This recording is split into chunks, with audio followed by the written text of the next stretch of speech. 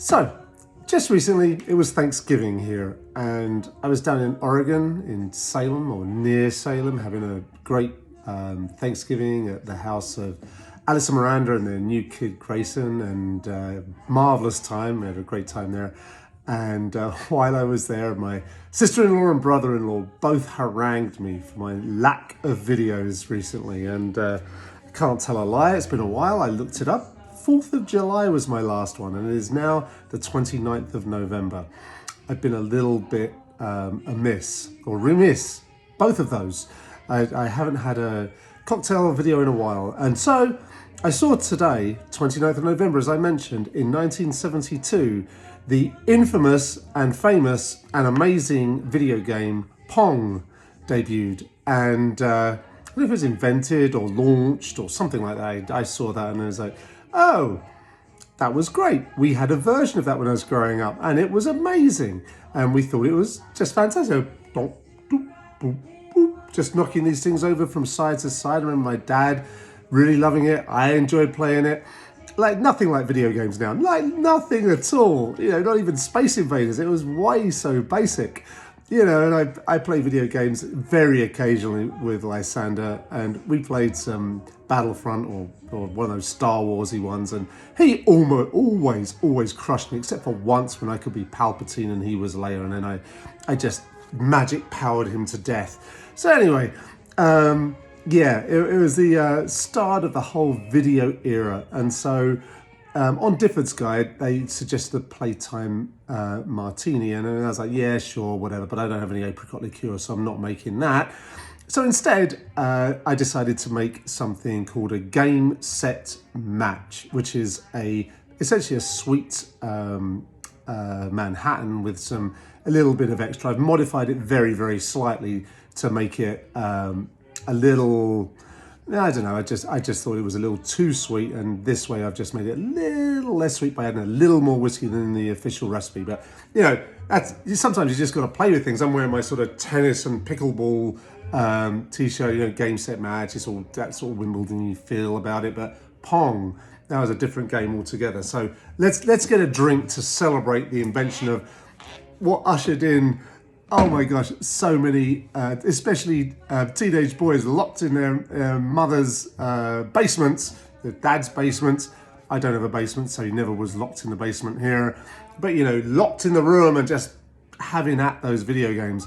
I would have done it as well. We didn't have it at home except for that Pong. In those days, we'd be off, not in 72, but a little bit later as a teenager, we'd be off to the arcade and watch people play the games when we ran out of money and things like that. They are very exciting, I know. Anyway, let's get on with this cocktail. Like I say, it's a kind of sweet martini, so we're going to need some bourbon for that. I'm not using it with rye. The recipe calls for bourbon, just bog standard bourbon. And the recipe called for 1 2/3 ounces, which I think that's a crazy measurement. But secondly, it's easier to pour 2 ounces. So I am going for 2 ounces of bourbon. And then, of course, you need a good sweet vermouth.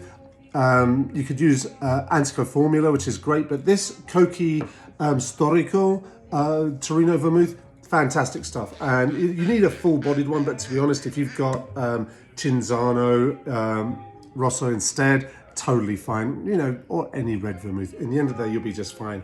But proportion-wise, just make sure it is a carefully measured 1/2 ounce.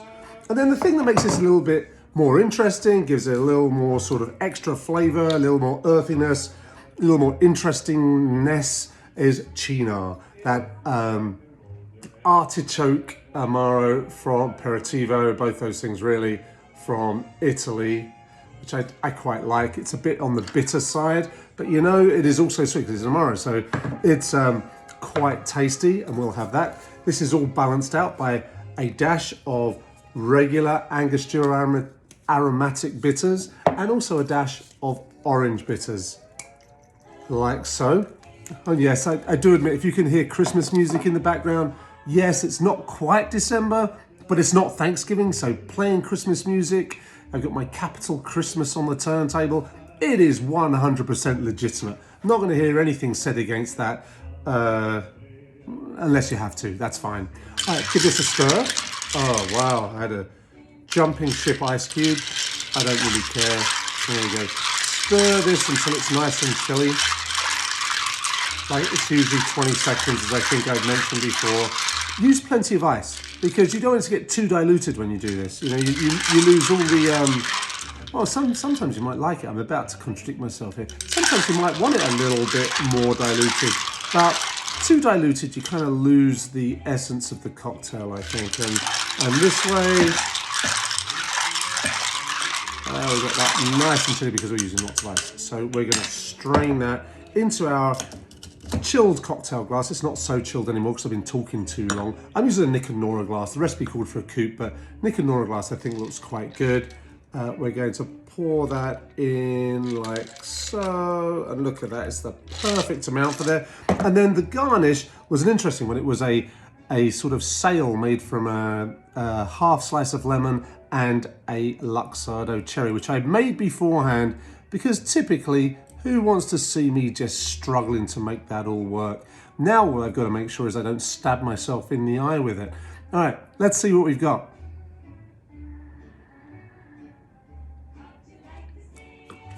Oh, you know, this is a very tasty cocktail. I think this will work well. It's, you get that, the aftertaste of bitterness from the Cynar, the sweetness from the sweet vermouth, and the bitters, of course, but overall, the strength of the whiskey kind of carries it. Yeah, this is a good cocktail for winter, for Christmas, and, well, if you've just won a game of Pong. Cheers.